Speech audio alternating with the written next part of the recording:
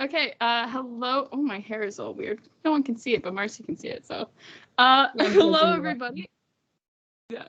Hello, everybody. Welcome back to another episode of From the Fourth Line. My name's Emma, and I'm joined, as always, by my lovely co-host, Marcie. Hello! And before we dive into Leafs versus Jets 2 Electric Boogaloo, it's episode 20. Is it? This is our 20th episode. Oh my god. Technically, we recorded 21 because of the bonus World Juniors episode, but this is episode 20 of the podcast. Oh my god. So thank you to all. Yeah, I do want to say, like, Oh, well, I do want to say then shout out, throw out a big thank you to all of our lovely listeners who've been listening since the first episode, or if you haven't been listening to us since the first episode, thank you for joining along and finding us if you weren't already just followers of us on Twitter or my parents or my cousins who also listen to the show. Yeah. But yeah, so it's awesome to get to keep doing the show, and hopefully, we do more than just 20 more. We do we do so many more episodes of the show, but it's awesome to reach this milestone. And without further ado, let's talk about the Leafs game. On Saturday, it's the last Leafs game before they go into their All-Star break. They've already started their All-Star break, some of them, because apparently Mitch Marner's in Turks and Caicos right now. Good for him. Good.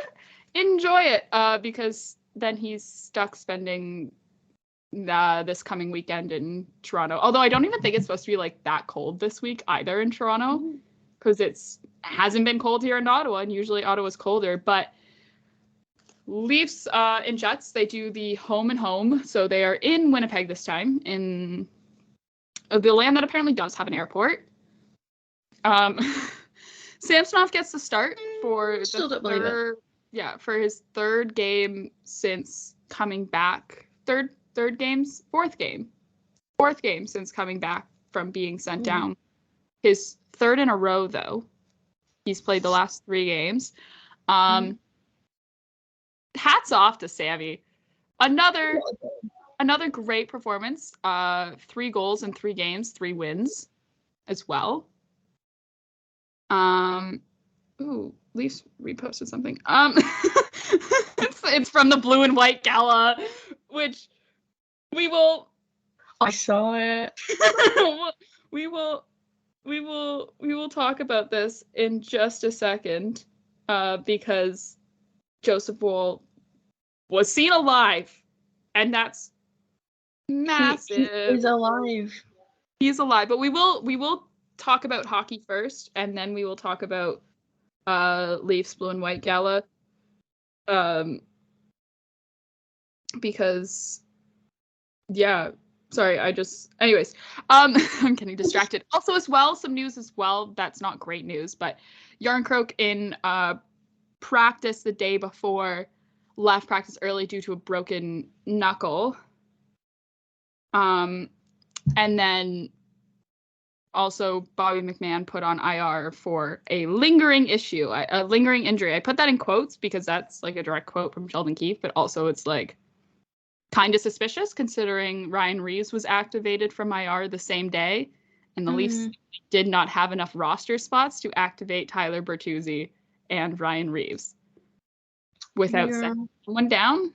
And yes, Järnkrok potentially missing 3 to 4 weeks with a broken knuckle, kind of gets the Leafs out of a tough spot temporarily. It still doesn't solve their issue, and we talked about it at length last episode, just about hey, you have to do something. You have to make a decision when it comes to Ryan Reeves and how you're going to solve that. Now, obviously, Reeves had a very good game yesterday. That's obviously going to earn a start when the Leafs play the Islanders after the All-Star break. But it's a thing where it's you.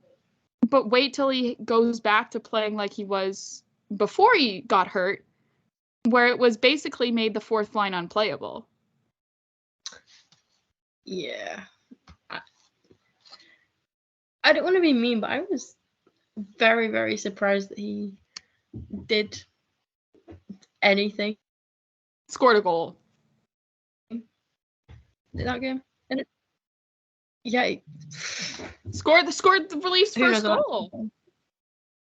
he did. I was Hometown. I He's from didn't- Winnipeg. He's from Winnipeg, so like the hometown thing works, I guess. Like, finally the narrative works in our favor. yeah. Also, Bertuzzi back in the lineup, and we'll talk about his goal as well. But it just means like your third line is a new third line actually without Yarncroke in there of Robertson, Domi, and Holmberg, which is an interesting third line.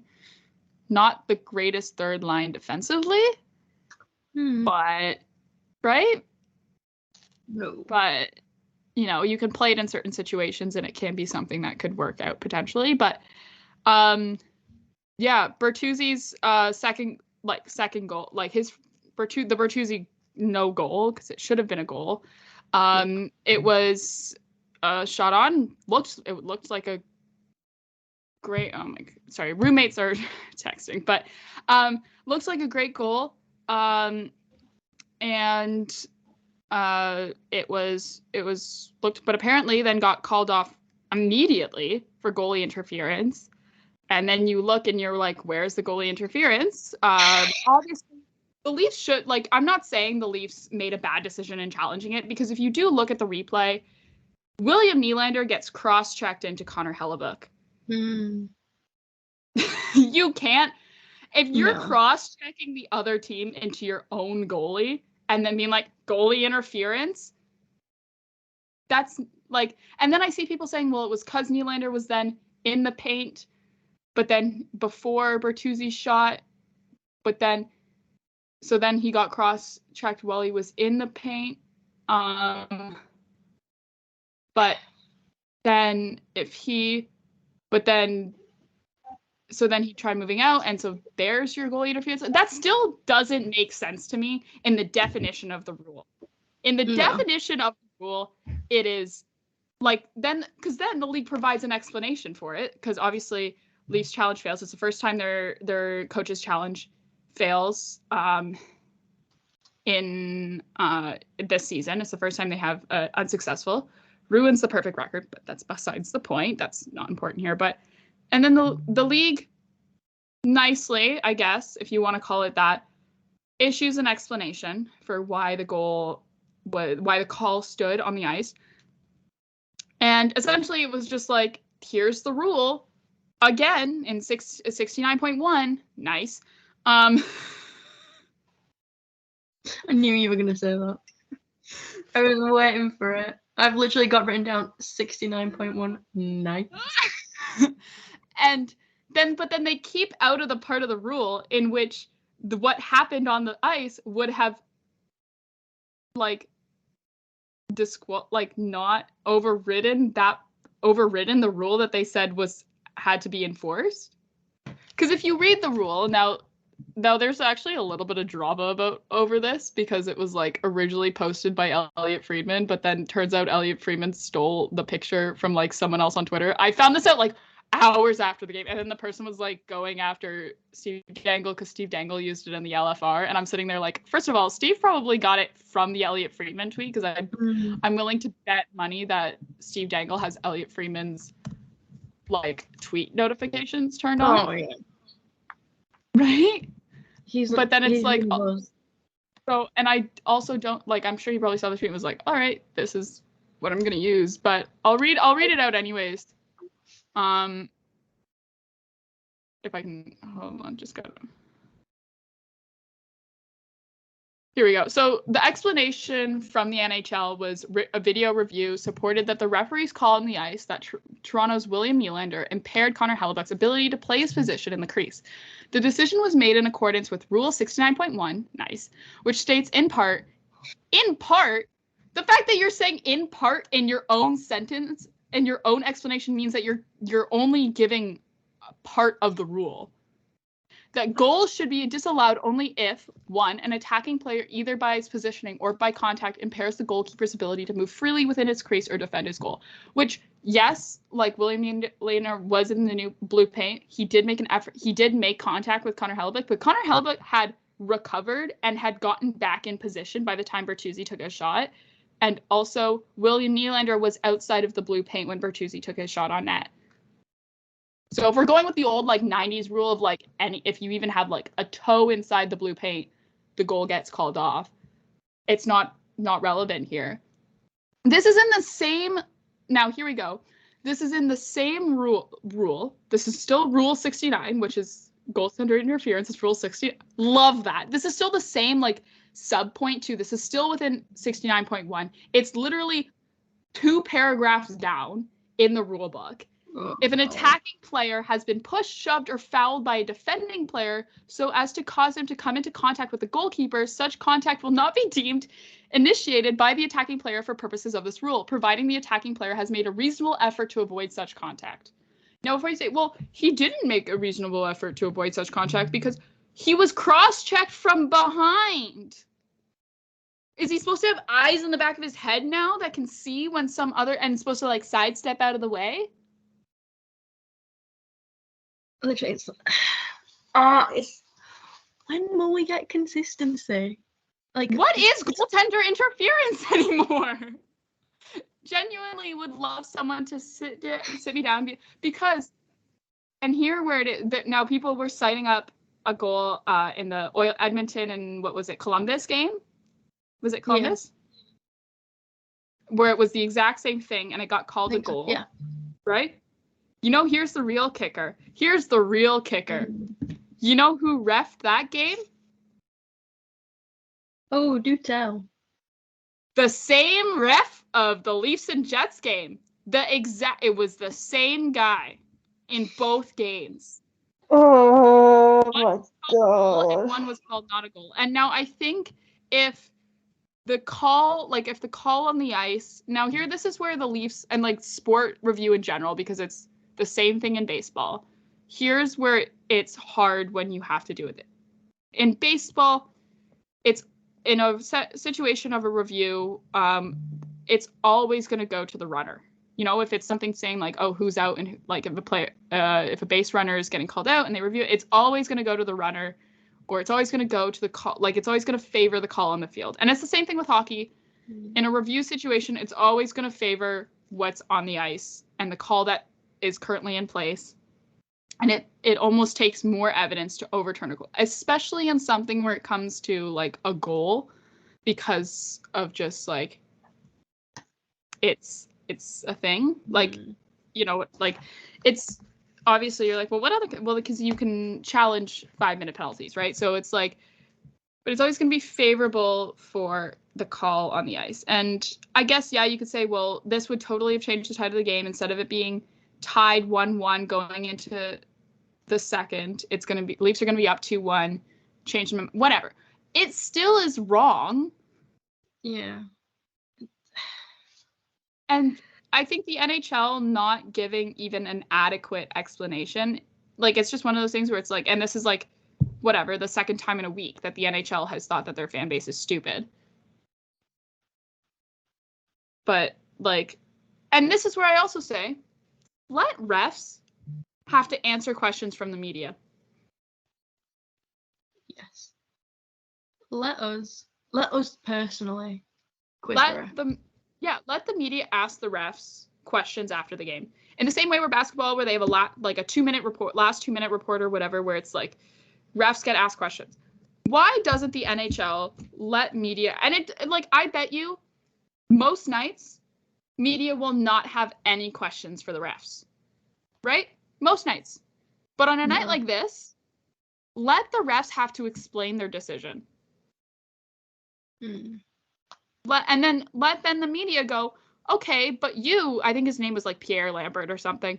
You, Pierre Lambert, 5 nights ago or whatever it was, I think it was actually like 3 nights ago, reffed a game between Edmonton and Columbus where the exact same thing happened and it was called a goal. Explain yourself.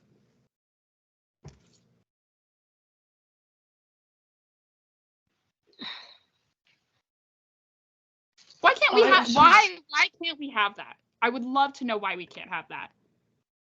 Yeah, like it'd solve so many problems because then they'd actually like think about the decisions they make. Yeah, especially because it was a national broadcast because it was Saturday night.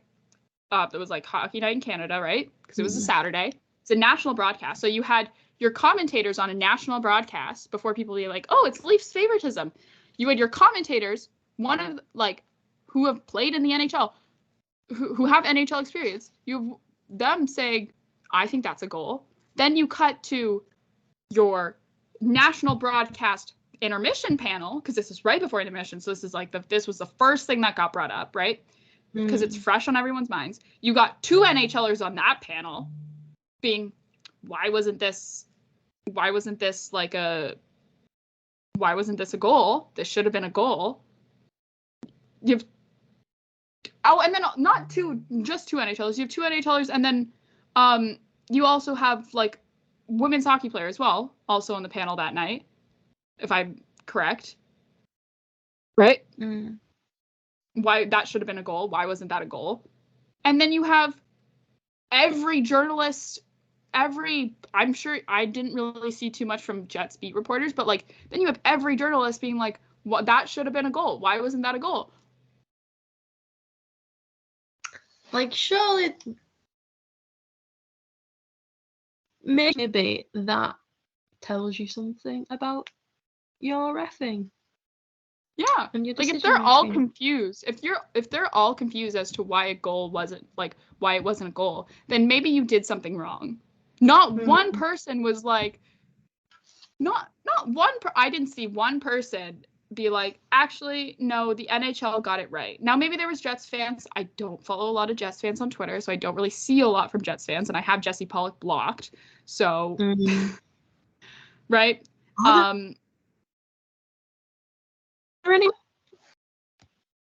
What? Are there any like big Jets fans on Twitter? I don't know. Like on hockey Twitter, I don't know. Yeah. I don't think I've seen any. Not on the part that we're on, and we're on we're not on your uncle's hockey Twitter, so no. But I saw everyone be like, why wasn't that a goal? It's just it doesn't matter at the end of the day because Leafs still won. Yeah. Like we can't complain too much at the end of the day. I think it's just more of like I think from day one of this show, we've always been saying we want more consistency from the league. And this is just one of those another example of the lack of consistency we receive from the NHL in terms of officiating. So it's like, that's where it gets frustrating because I think we literally have been saying since day one, all we want is consistency. And we have still yet to get consistency from this league. And it's annoying as a fan to not even know, because there's friends of mine who are from high school who are not sports people. They're not really. And they are showing an increased interest in wanting to get into hockey. It may be because of the Jeremy Swayman edits I'm sending them, but that's besides the point. But they were like, oh, Emma, like, could you like explain to us? I was like, yeah, like I'll make you guys like a PowerPoint or whatever, because I love making PowerPoints. I was like, and I'll explain to you guys like hockey, and I'll like let you guys I'll explain it to you, and I'll let you guys like pick like a team that you want to support and like help you figure that out and all these things and like help you understand, different things and like what it means and stuff. Except then something like this happens and you're like sitting there like, how do I, and then you're like, and they're like, hey, what's this? And you have to sit there and be like, I don't know. Like I was watching the game with my boyfriend and my roommate, both of two like do enjoy like watching a hockey game, but they aren't as big of fans as, or have been watching it for as long as I have. Like they still like have questions about like how certain things work and like they just don't know. And I'm sitting there at the review yelling at my TV, that's a goal. That's a goal. Where's the goalie? Like he was cross-checked into the goal. Like, and then it gets called off and they look at me and they're like, what happened? And I was like, I genuinely cannot tell you because I don't understand, because as stated in the rule book, it's not goalie interference, but apparently it is. So anyways, it's just, you want to grow the sport, and you want to make it accessible for more fans to get into your sport, but then you do this. You do this, and it makes it hard for new fans who just don't know that sometimes this is what the NHL is like. Makes it really, really hard for then new fans to be like to understand what's going on in your game, and it makes it frustrating if you're trying to learn something and you just don't understand it. Yeah.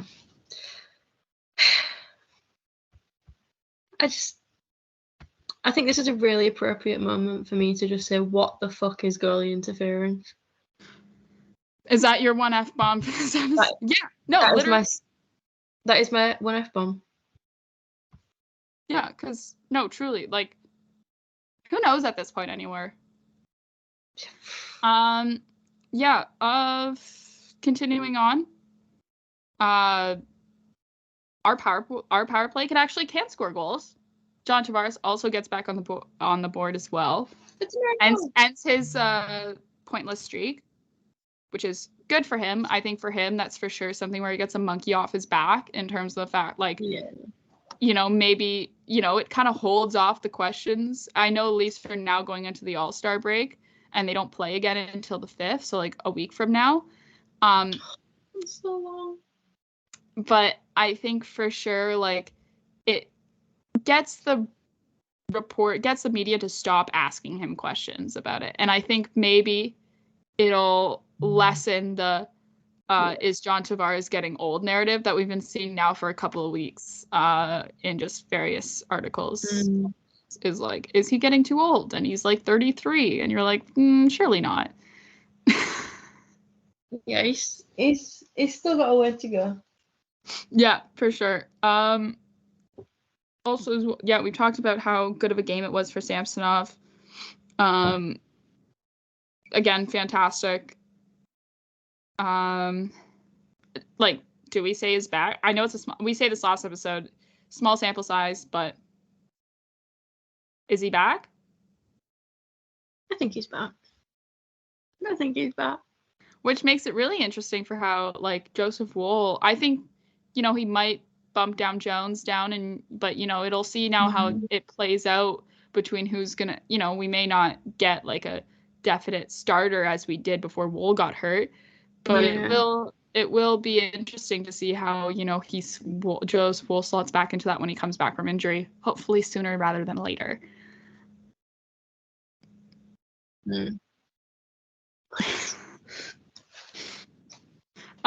Also as well, Austin Matthews scores. He gets goal number 40 on the season. He also gets career point number 600, which means he passes Mitch Marner for the fastest Leaf to reach 600 points, doing it in 527 games. Crazy that those guys are like in the same stat. Again, I tweeted this out during the game, but I was like, Leaf fans, like, think about how fun it is to watch this team right now break records literally every single game and reach milestones every single game. Yeah. Enjoy it, because there has been periods of Leaf hockey when that was not happening. And despite postseason success, like, it's almost February, like we're going into the All-Star break. Enjoy this time of the season where it's just fun. It's just fun. And we haven't quite reached the playoff crunch time yet, so enjoy it.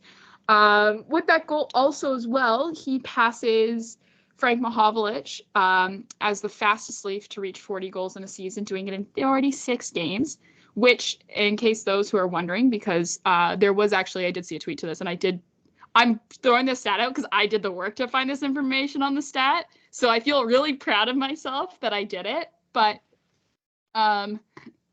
it is faster paced than his 60-goal season, in which he hit 40 goals during game 53. And this is game 46. So it is still possible for him to hit 50 and 50. He has 3 games left to do that, because the true 50 and 50 is within the first 50 games of the Leafs season. And he did miss 1 game from when he got the Leafs bug, so he's only played 46 games. But the Leafs, this is game 47 for the Leafs. So if he does go on an absolute tear and score 2 hat tricks and a dick trick in the next like 3 games. He can hit 50 and 50. So it's still possible. It's unlikely, but who knows, because it's Austin Matthews. Yeah. Oh my god. He's not real. He's just not. He's not real. Yeah. It's a good way to go into the All-Star break, especially after the West Coast road trip that the Leafs had. And they will be back in the full squad will be back in action against New York on February 5th after the All-Star break. But we will see 4 Leafs at the All-Star game. So exciting for that. You know, I did see a mock draft. Did you see that posted by NHL where they did a mock All-Star game draft? No. They posted it to their official socials, so you could probably go to Instagram or you could go to Twitter for it. I think you'll have a better time finding it on Instagram. But yeah, so I don't know. You can look at that. It's interesting that they sent Mitch off to Team McKinnon instead of having him on Team Matthews. It's interesting to look at. I will say that. When did they do this? Earlier this week. Well, over the weekend, I think.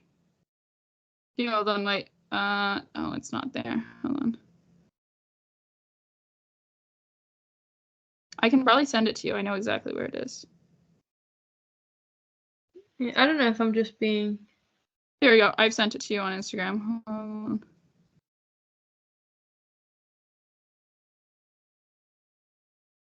Well, thank you. Oh, I've just realized I've not replied to like any of your messages for a while. Oops. Perfect. All right. Yep. Oh, interesting. How dare they split up Austin and Mitch? That's criminal. But also this implies that William Nylander won the bribe war. Won the bribe war, yeah. And that Quinn Hughes wanted to pick Brady.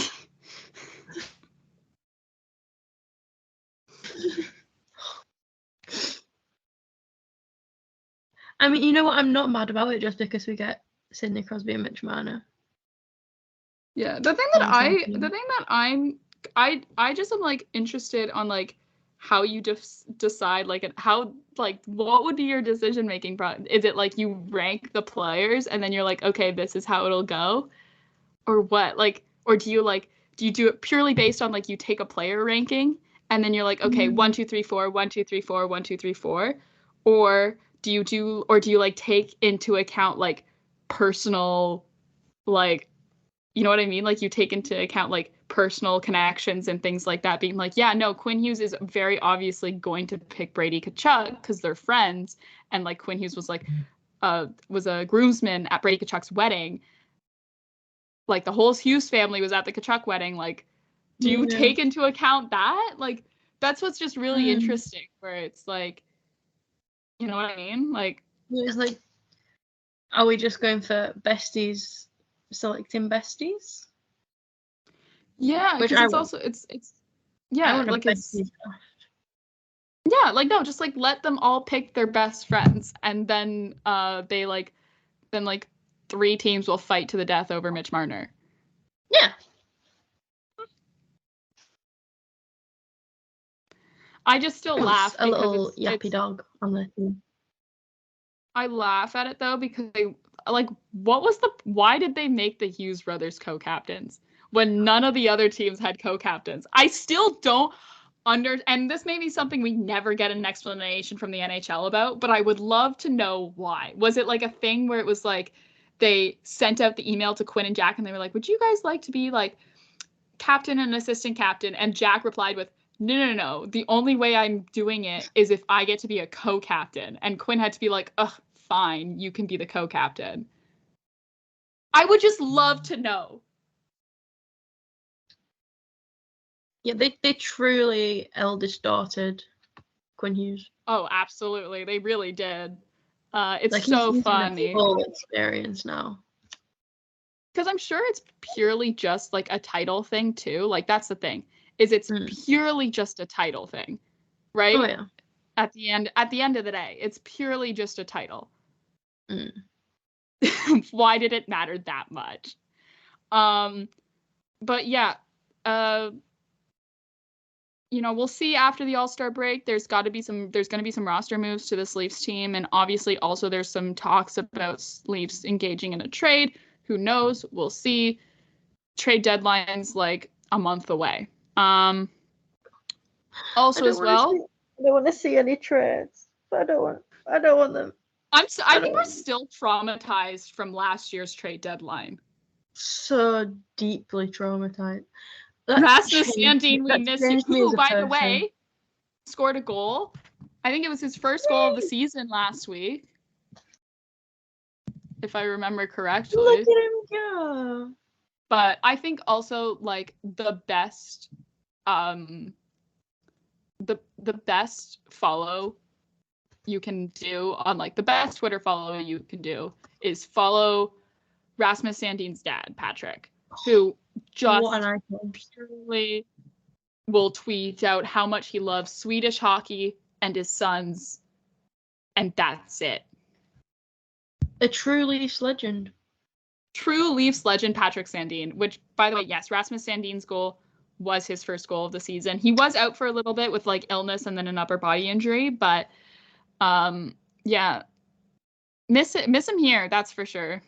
Especially, thinking about like William Nylander's extension. Can you tell the Leafs blueprint just came out today? Leafs blue and white gala was last week on Friday, right? Because then the Leafs played the next day, and I was like, bold, they're gonna play the next day after the gala, which I'm sure had an open bar. And it was casino themed, so there was like some blackjack tables, some roulette tables, some poker tables, and then I guess there was a player poker tournament going on, won by Ilya Samsonov. So he's picking up wins on and off the ice. Also, we got our first Joseph Wool sighting in what feels like 3 weeks. As our Joseph Wool insight reporter, Marcie, would you like to take it away? Oh my God, he's alive! We got the most incredible, beautiful, wonderful clip.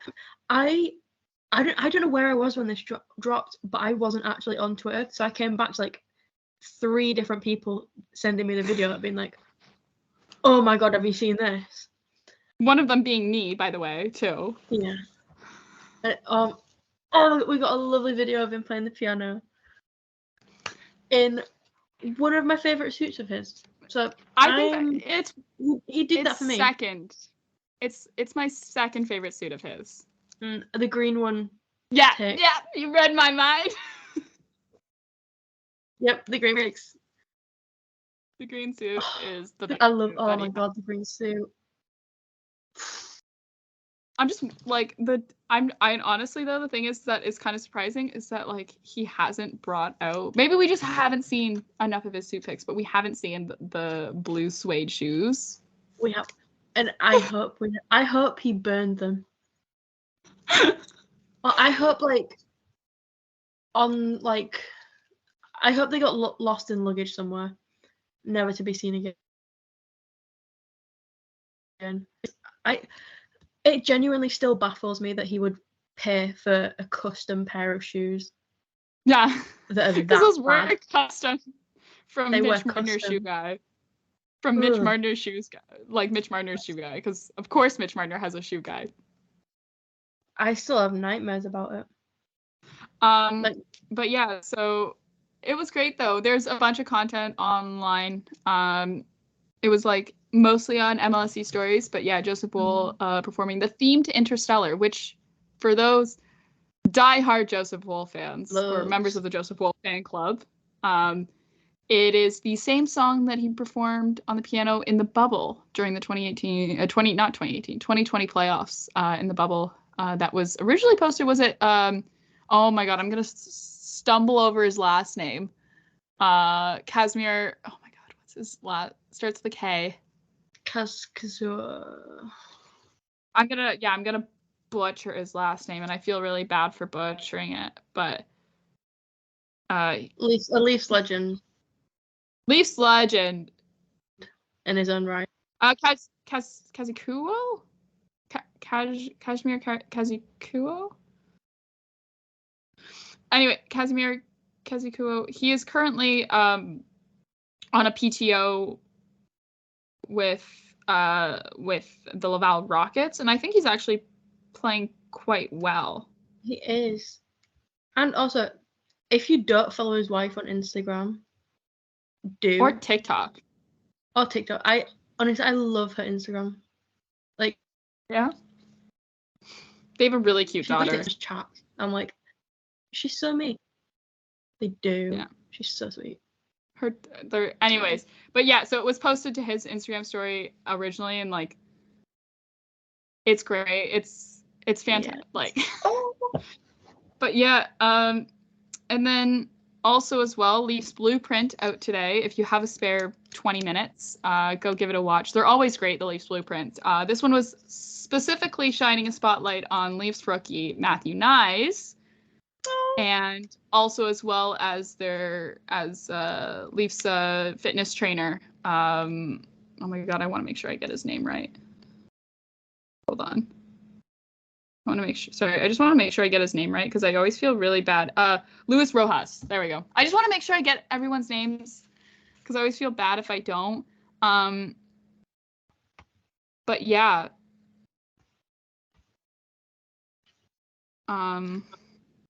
It was such a good blueprint. It was a really great blueprint. Showed us, Matthew Nyes gave us an MTV Cribs tour of his new digs, now that he's out of the Tavares basement, but then still keeps clothes in the Tavares basement so that he has an excuse to go back, which, like, he's not in college anymore, but he still has the mindset of a college student, because yeah, I also keep clothes at my parents' house, so I have an excuse to go back for free food. And then also, you know, William Nylander, literally the day Nylander's new contract gets announced, he's like asking, being like, oh, so where are we going out for dinner? Where are you buying me dinner from? Which, like, I'm like, yep, respect the hustle for free food. And I love it. Oh, it was such a good blueprint that I paused World War III for it. Like, and it was just nice to watch.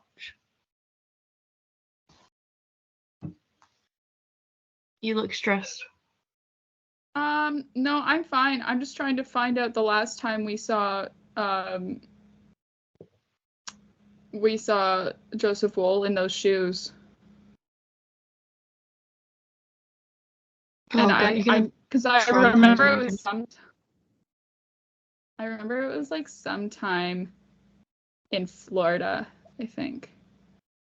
Of course it was in Florida. That explains everything. Because I just remember the hallway. Florida brings out the worst in people.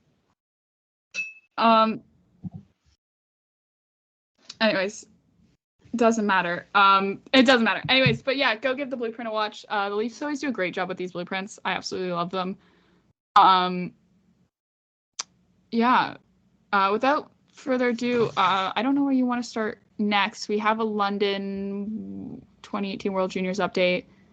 And then we also have a couple of injury updates, and then we also have Patrick Laine. And we also have our fantasy team update. Okay, you know what? For all our loyal fans and interested listeners. It's not fair.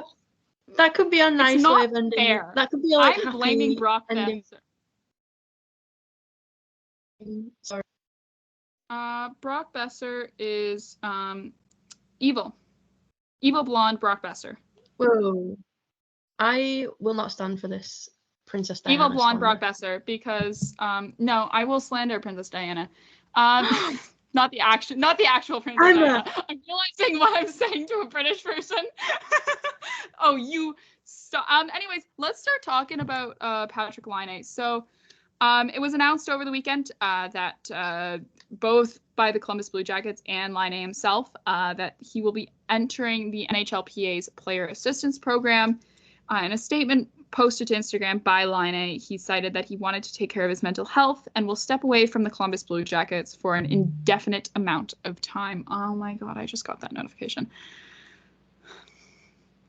So I think there was definitely some comments that I saw on Twitter in regards to this news, talking about how it seems that more and more players are going into the Player Assistance Program. And some people are saying, oh, like, is it coincidence or not? I think part of the reason is that there's been a more open discussion in years recently about mental health and about taking care of your mental health as a professional athlete. And I think a lot of players are seeing that it's a good thing to to take care of your brain as much as they probably take care of their bodies as well as athletes. And I think it's, I wish Patrick Laine all the best, and I hope that, his time away from the game is helpful to him, and that, he comes back and is, ready to perform stronger than ever.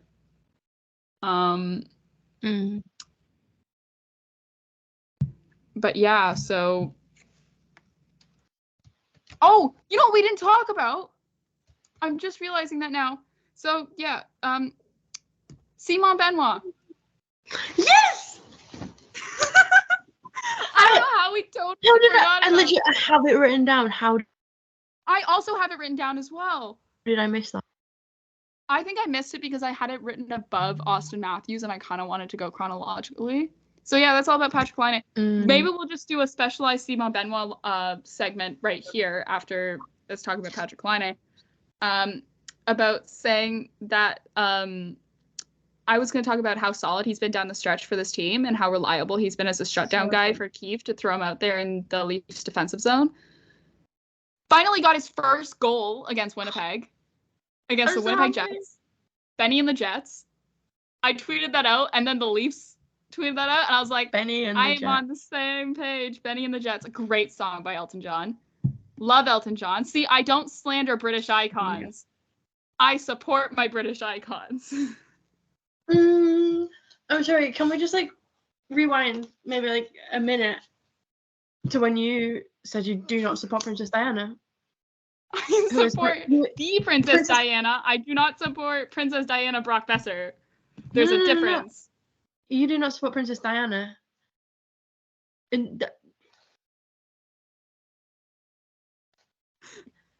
You do not support the Princess Diana? No, I do support the Princess Diana. I do support the... No. You're Look, I have it in writing. Anyway, Simon Benoit empty net goal. Way to go. Congrats to him. Long deserved. So, he can score goals as well as hit bodies. He can. He can. You know what?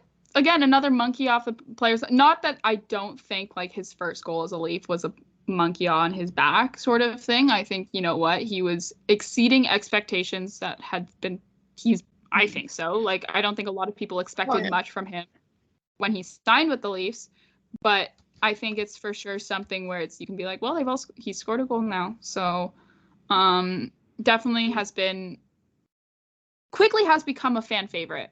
In Leafs Nation for sure, Simon Benoit.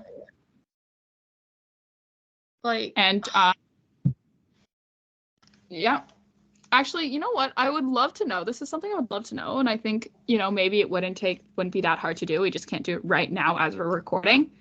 But is find out how many Stanley Cup winning teams had a Québécois on their roster when they won. And figure out that stat. I think, you know what? Maybe that's something I'll do tonight, and then I'll tweet it out, and then we can see. Anyways, let's go into London World Juniors. So again, we're not gonna spend too much time talking on this, but we are gonna bring it up because it has been an update in this story. Oh my god, I have 14 notifications. Jesus Christ. So it was announced. It was announced on Sunday by Robin Doolittle. Breaking news. That Alex Formenton, a former NHL player with the Ottawa Senators and 2018 World Junior player for Team Canada, has turned himself into London police. Alex, the quote from his lawyers was like kind of, but it was, as he's one of the players facing charges over sexual assault allegations. So, yeah. You know, I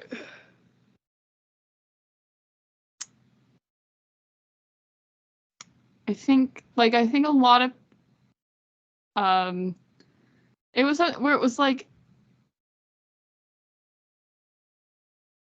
sorry, I'm just trying to find a certain thing where it was like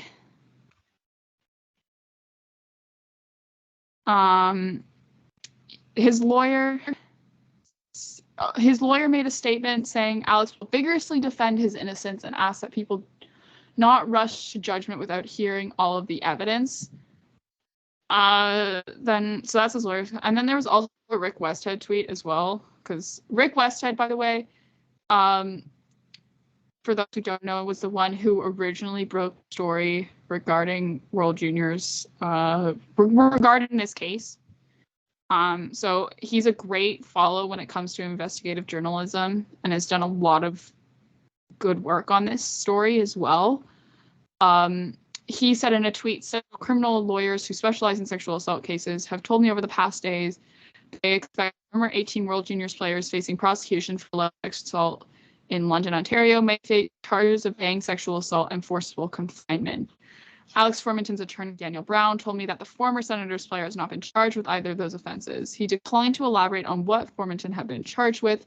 If Formenton has been charged with common sexual assault, he faces a maximum 10 years in prison if he's found guilty.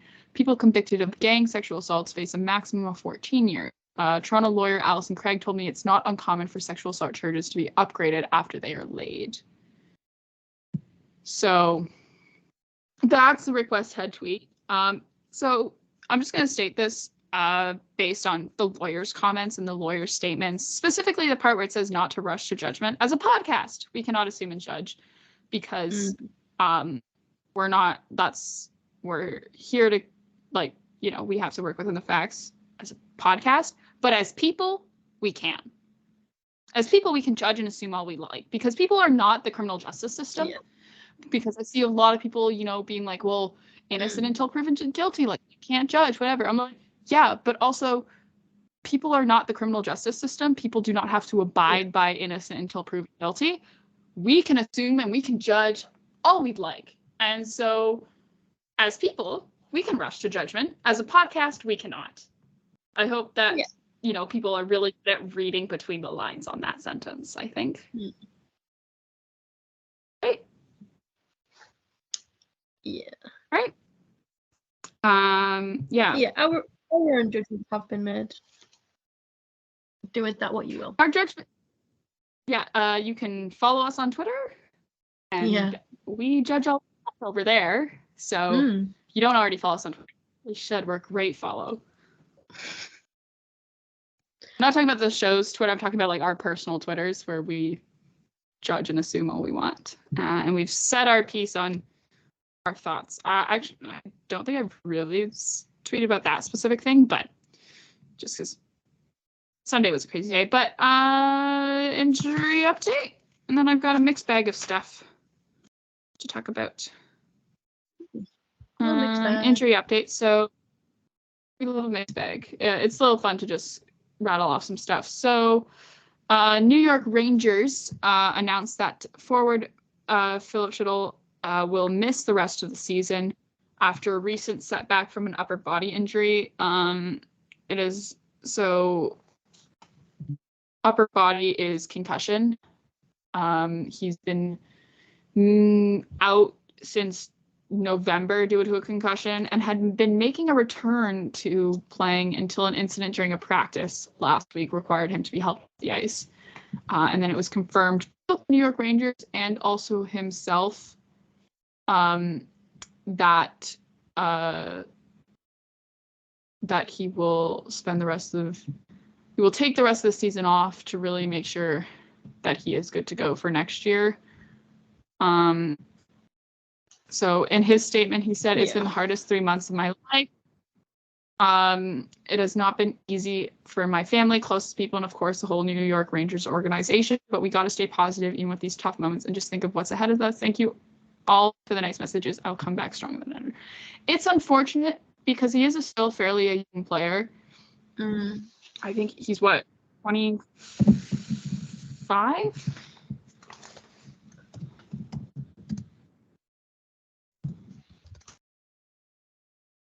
I think so. At 24. He's 24, so he's still fairly a young guy, and concussion symptoms are no joke. And it's just unfortunate because you know why he's having to take the rest of the season off, and you see Gary Bettman say that in the NHL does not lead to CTE, and it's frustrating and annoying. It sucks. And, you just sort of hope that this league can deal with concussions and concussion-related symptoms and can improve in that aspect. And there has been, improvements. But it's like when something like this happens, it just sort of reminds you, hey, not enough has been done, that a player is, that there hasn't been enough put into concussion safety. Yeah. And then also, I don't know how much information you have on the Adam Fantilli news. In take this one. Last night's game, he took a skate blade to the back of the leg, which looked very painful. And it has been reported today that it cut the back of his leg, and he left last night's game on crutches, which is not a good sign. But at least he was still kind of on his own 2 feet. He's not playing in tomorrow's game. Yeah, tomorrow's game. And he will be further evaluated when they return home. But yeah, I really feel bad for him because it looks painful. And yeah, so he's out for now. Hopefully he's back sooner rather than later. Yeah. It's never a good sign when he's seen leaving the rink post-game in a boot and with crutches. Yeah. No. I remember the last time a certain young player was seen leaving the rink post-game in a boot and with crutches, and he is still out. La la la la la, I can't hear you. And Marcie's wearing his jersey. I am. Yeah, we didn't mention this at the top of the show because we hopped right into talking about Leafs and Jets. But me and Marcie are wearing matching Hockey Fights Canada Leafs jerseys that are signed. Marcie's in Joseph Bowles. I am in Morgan Riley's. Hockey Fights Canada. Oh. But yeah, so big fan of the color purple. Oh yeah. All right, so let's do some miscellaneous stuff. Quinn Hughes hit 60 points. Way to go, Quinn. Becomes the first defenseman this season to do it. Big day for Zachary Song. Yeah, big win for eldest daughters everywhere. Zach Parise signed a 1-year contract with the Colorado Avalanche. It's like $885,000 or something like that.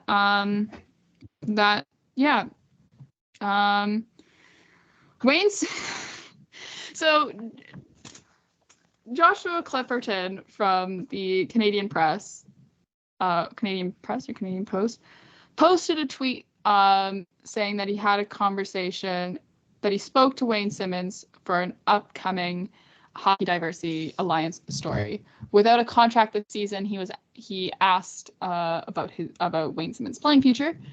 Wayne Simmons said, "I haven't officially announced my retirement, but I'm done. I had a great career. It was the best time I've ever had in my life. Right now, it's family time." And then Wayne Simmons quote tweets that tweet with, "Did not announce my retirement, 3 exclamation marks." It was the 3 exclamation marks made me giggle because it's like, did not announce my retirement. Urgent. Breaking news. Breaking news. So is Wayne Simmons retired? Who knows?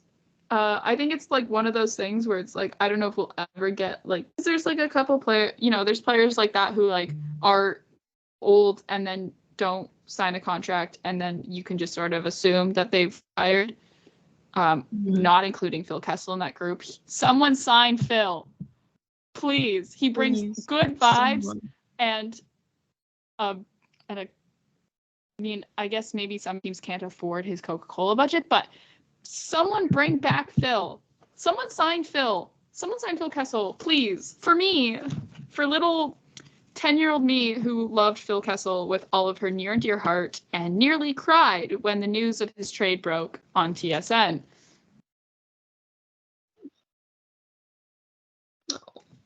Do it for me. Someone sign. I will become, unless, bar certain teams that I really, really do not like, I will become your fan. I will become a fan of your team if you sign Phil Kessel, and that guarantees that you get mentioned on the podcast at least once every 2 weeks. Exactly. You can join an elite group alongside Minnesota Wild. That's a privilege.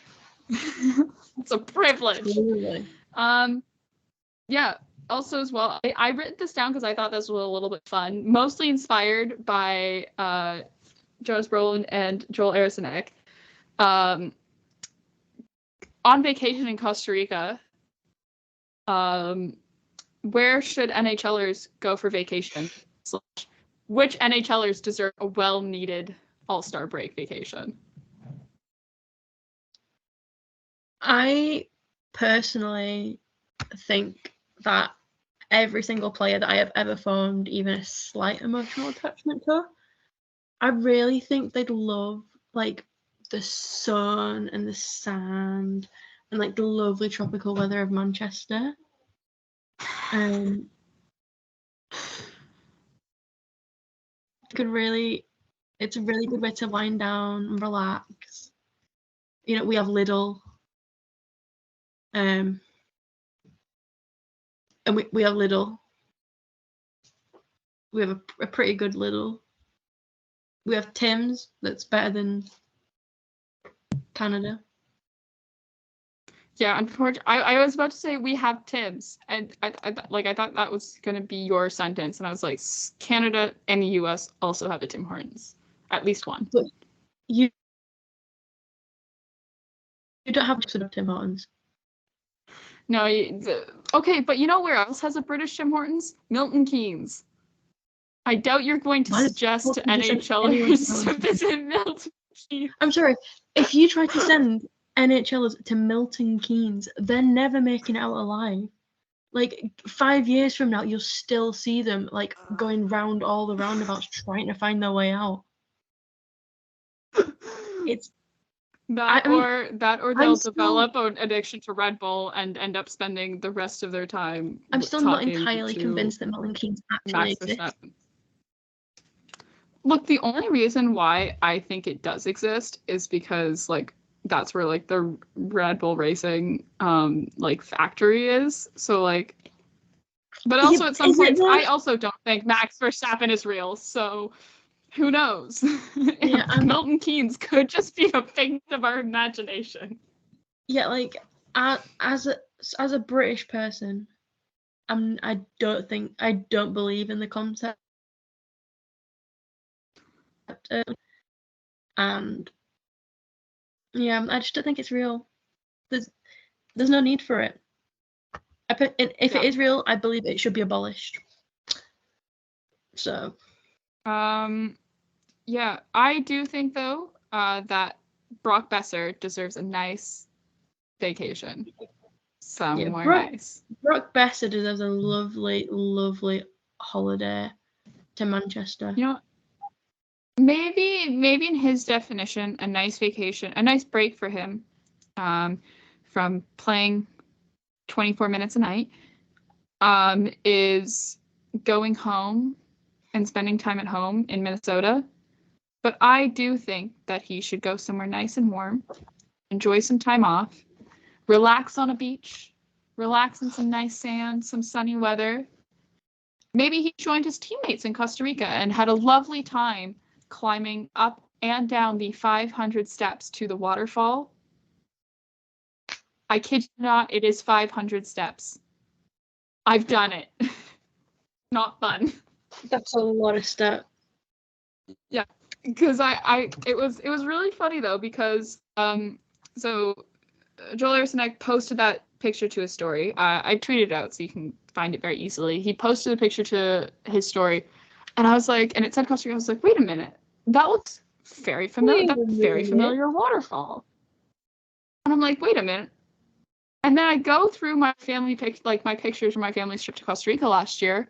If you're wondering where I was when the Ryan O'Reilly trade got announced, I was in Costa Rica on vacation and got that notification. But I was like, wait a minute. And then I realized I have been there. It's a lovely waterfall called La Fortuna. Very nice. You can swim in there. The only thing is it's 500 steps down and back. Like it's like one way is like 400, like 500. I Googled it actually when I was at work today. It's 490, but 500 sounds way cooler. And like, what difference does 10 steps make? A lot of anyone who does 500 steps. Because you do it twice. So you do almost 1,000 steps. Twice. Because I have battled the 199 steps at Whitby multiple times, pretty much every summer. Still get out, still get tired, still want to give up halfway, still do it every time. It's nice though going down, because when you go down, you're rewarded with, hey, we can go swim in this water, like in this waterfall. Yeah. It's not, however, nice going back up, because then you're like, oh, I've sweated all that much, and now I've got to go sit in a hot car to get driven back to our hotel. Yeah. Still, if you do find yourself in Costa Rica, do highly recommend going to La Fortuna. It's very, very nice.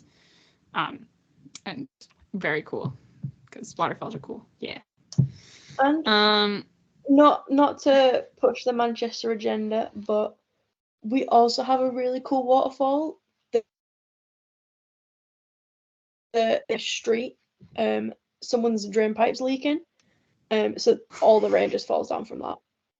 It's a lovely sight. It's right next to the communal street bins, so you get a really good experience of the wildlife, such as rats and foxes. Yeah. Perfect. Nice. Also, who else do you think should go on a nice summer? Well, a nice vacation out of Brock Faber. Well, we've just said Brock Faber. We have. My brain's not working. It's been a long day. I'm tired. And I immediately... That's how much... He deserves 2 breaks. He deserves 2 brave for how hard he's been working. I personally think, like, it's hard because I think all the players who I think should go on a vacation are unfortunately having to go to Toronto during the All-Star break, which isn't necessarily a bad thing, but it is supposed to get down to like, oh no, it's supposed to be like -3 at its coldest, and that's -4 on Friday evening, and that is the coldest it'll get besides like overnight and morning temperatures, but like I doubt that all weekend. I think also it's not supposed to snow or rain. I think these NHLers will have a perfectly fantastic time. I'm gonna need you to stop with the slander that's happening right now. It seems like a perfectly reasonable temperature. It's not slander. If you,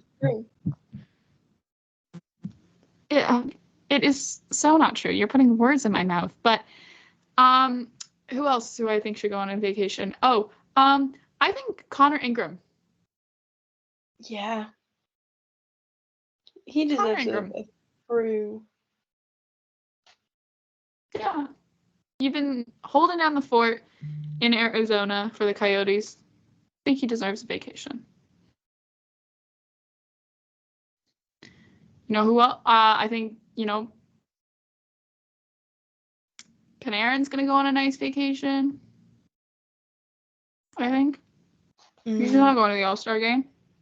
He should go on a nice vacation. Yeah. He deserves it. He does. I'm like trying to think. I'm like, everyone who I like think should go on vacation is going to the All-Star break, but also players, have been off for a couple days already, and only 7 teams are in action this week. You know what? Maybe Claude Giroux should go on a vacation. Enjoy it, Claude. Yeah. Okay. Yeah. Well,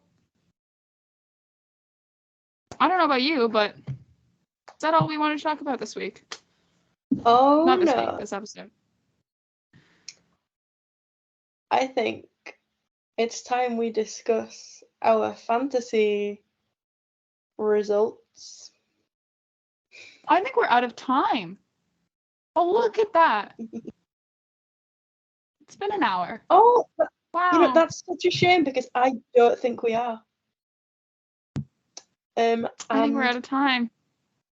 And as someone who outscored you by 40 points, I think that I'm right. You know what? The 40 points? The 40 points is Nathan McKinnon and Brock Besser. That's who I'm blaming this loss on. Points, Emma. That's who I'm blaming this on. I'm blaming that on them and the fact that you cheated. And not cheated. Actually, no. You picking up Ilya Samsonov was perfectly reasonable.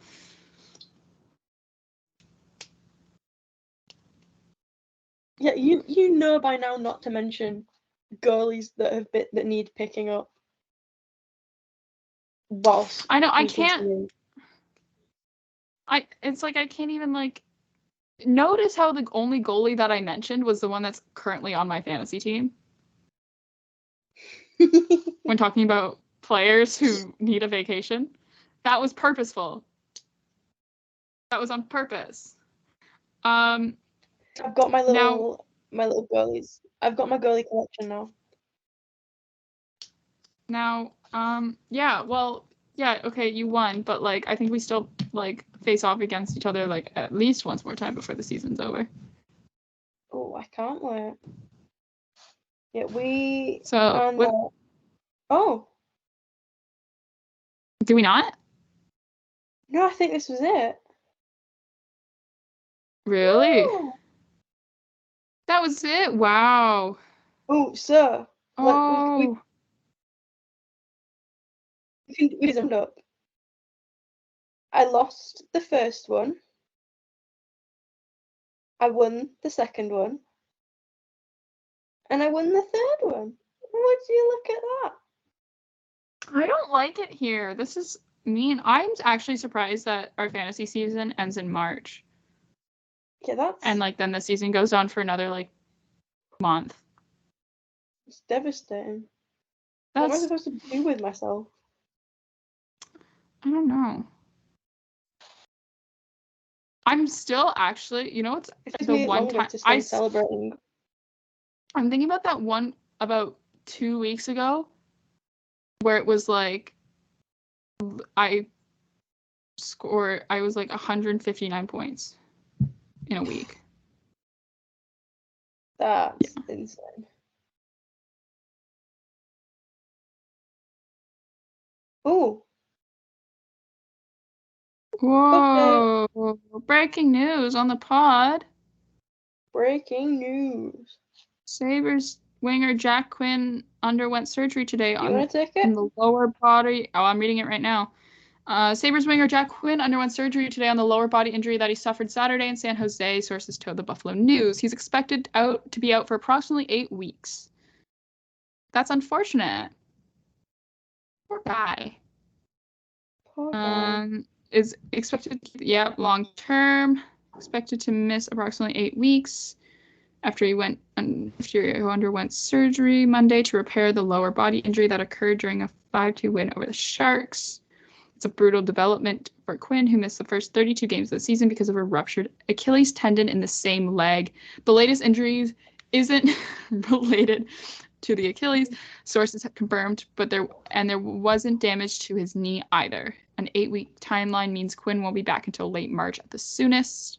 The Sabres regular season ends April 15th with a game in Tampa Bay. Blah, blah, blah, blah, blah. Significant impact. Okay, that's unfortunate. So it's not his Achilles. So I guess then you can assume it's not his ankle and it's not his knee. So and it requires surgery. So the only other thing it could be is his hip.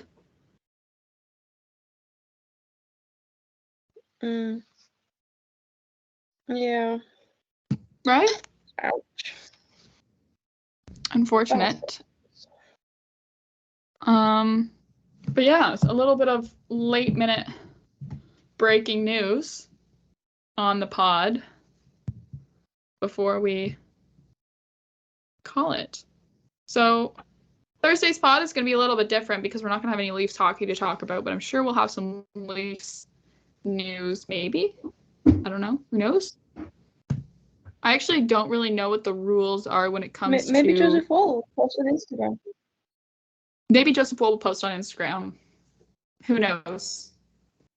He might be lonely. Yeah, he might. He might Depending on share some of his Lego with us all. Or piano again. It depends on which one of that little friend group that's developed stays in Toronto over the All-Star break. Yeah. Who knows?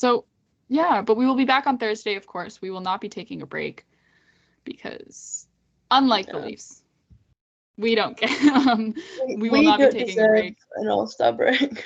We don't deserve an All-Star break. In fact, and then it'll actually the timing will work out pretty great because then we'll be back again next Monday with a podcast to recap the All-Star game and the weekend festivities. I'm really excited actually for the mascot game.